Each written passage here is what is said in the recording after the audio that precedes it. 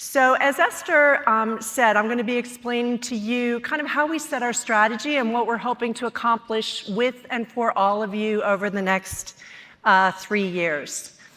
But first off, just to introduce the organization a little bit, we are a nonprofit 501c3 organization. We are located right outside of Philadelphia. We're a staff of 56 professionals now, I think. It's been wonderful, the expansion, so that's a close number, even if it's not precise for today. But we operate out of this one office, but obviously are empowered by all of you and all of our wonderful volunteers working across the country. We were founded in 2002 by a woman named Helen Ann Comstock, who had lost her husband to FTD a couple of decades before. And early on, she and the other families who joined her were wise enough to bring in a bunch of advisors. So really from the beginning, we've been advised by our Medical Advisory Council, which is constituted of scientific researchers and healthcare professionals. We are led by a nonprofit governing board of mostly care partners, people who have somehow experienced this disease in their personal, professional, and maybe both parts of their lives. And we've been really, really pleased to add the persons with FTD Advisory Council, and you heard from them this morning. So we're very proud to involve all these different stakeholders in our work. From the beginning, our mission has been to improve the quality of life of people affected by FTD and drive research to a cure. And the way we do this work is through these 5 mission pillars that you can see. We work to advance research toward those much needed therapeutics. We raise awareness. We provide support to people on this journey right now. We work to educate clinicians so that they can make this diagnosis earlier in the course of the disease. And of course, we advocate for more research funding as well as for the services that people on this journey truly need. First and foremost, our job is to create a community of all these different kinds of stakeholders that understands what this journey is and that works together. I'm not telling any of you in this room anything when I say FTD is a challenging disease with a wide array of symptoms, a wide range of age of onset, so it hits families at very different stages, and we know that it's not well understood. And so all of this adds up into challenges that all of us know so well. Our job is to meet you wherever you are on this journey and help however we can. The other informal motto that I press on our staff is we give before we ask. So we have important services, important accurate information that people need when they first find us.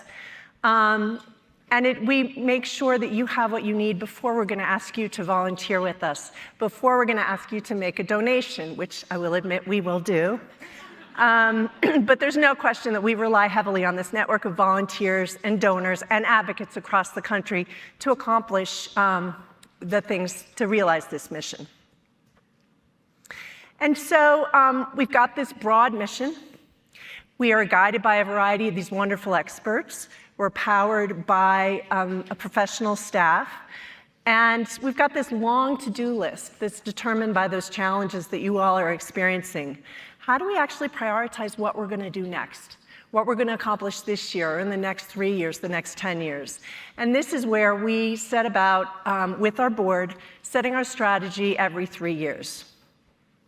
As Esther alluded to, this July 1, we'll be embarking on our next strategic plan.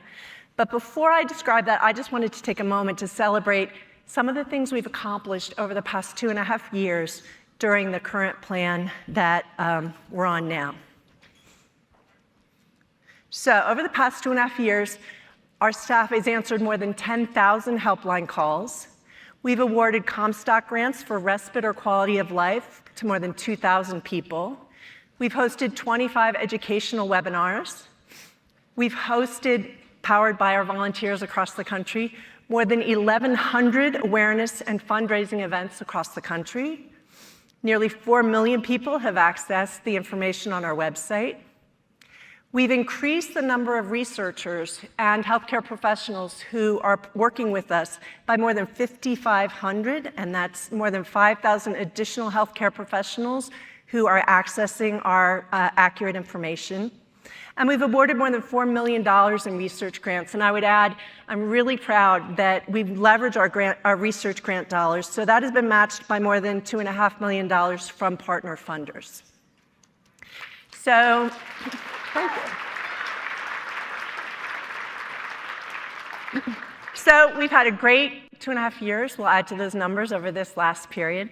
But as I said, on July 1, we are going to start on a new strategic plan. So this process actually started last summer, where we embarked on a journey of discovery.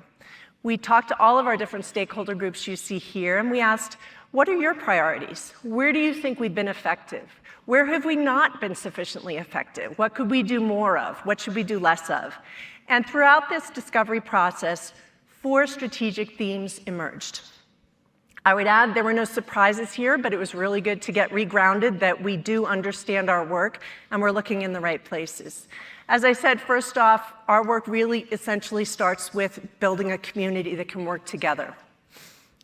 We know we rely very heavily on our volunteers across the country, and we look for many different ways to engage with the different kinds of stakeholders who we need to work with to accomplish that mission. And finally, we're looking for a variety of ways to engage with a broad group of stakeholders and make sure that we are attracting additional people to this mission and to this work, which is the way we're going to get this job done. So the result is a 3-year strategic plan, which you will see on our website late June, I think. We're in the process of making it pretty and being able to publishing it. But we emerged with 4 priority areas, which you see here: diagnosis and treatment, quality care and support, advocacy and awareness, and infrastructure and sustainability. So I'll walk you through each of these and just kind of give you the highlights of what we aspire to accomplish over the next 3 years. Within the first priority area, our goal is to advance diagnosis, treatments, and cures for all. Here, our real top priority is to get more people diagnosed. This means we need biomarkers, which we've heard about yesterday and today. This means we need to educate more clinicians to understand what this disease looks like because it can be so heterogeneous. And it also means working to ensure that we and the whole community are valuable partners to these companies who are conducting the clinical trials by being a research-ready community. And what does that mean? That means that we'll be bringing your priorities and values to the researchers who are designing these trials. It means that we're working in concert with and through the FTD Disorders Registry to make sure that the whole community is educated and informed about the kind of research that needs to be conducted, about what informed consent is, and about making sure that anybody who's interested in participating in research can access the studies and trials that they may be eligible for. And finally, it's about attracting researchers to study FTD and cultivating the very best of them to become additional leaders in this field. Under quality care and support, our goal is to ensure that high-quality FTD care and support are accessible to anyone affected by this disease at every stage of this journey. And so what that first means is we're going to scale what we know we already do pretty well, and that's our helpline. You've heard that our network of support groups across the country, we're up to 92 of them. We're going to get more so that we can reach more people and provide them that support. And we'll continue the Comstock grant program for respite and quality of life. It also means understanding what gaps are left, what support needs still exist, and we're going to be researching the factors that impede well-being and quality of life. And finally, we aspire to become a hub for care professionals doing that research so that when they arrive at something that is effective, a tool or a strategy or a practice that is working, we can get the word out across the country to other professionals as well as to all of you. Under advocacy and awareness, our goal will be to advance awareness of FTD and advocate for policy change to improve the lives of those impacted by this disease. We all understand that if the world has not heard that there is a disease called FTD, they can't help us achieve our mission. And so expanding public awareness remains the fundamental thing that is fundamental to everything that we still want to accomplish for all of you. And especially in these challenging times, I'm proud to say that advocacy is going to be a key priority for the coming years. You'll be hearing more about how you can make a difference in the next and final session of the day. And finally, under priority area 4, our goal is to ensure organizational effectiveness and sustainability to deliver meaningful impact. We understand that this is not a disease that is going to be fully vanquished soon. There will not be a single drug that works for all of us. And while we work with researchers and companies and the FDA to get those first treatments approved, there's much we can accomplish to advance quality of life and support systems available to the people who have this disease and the family members who love them. So Goal 4 is all about ensuring that this organization will be here for the foreseeable future, working with you and on your behalf.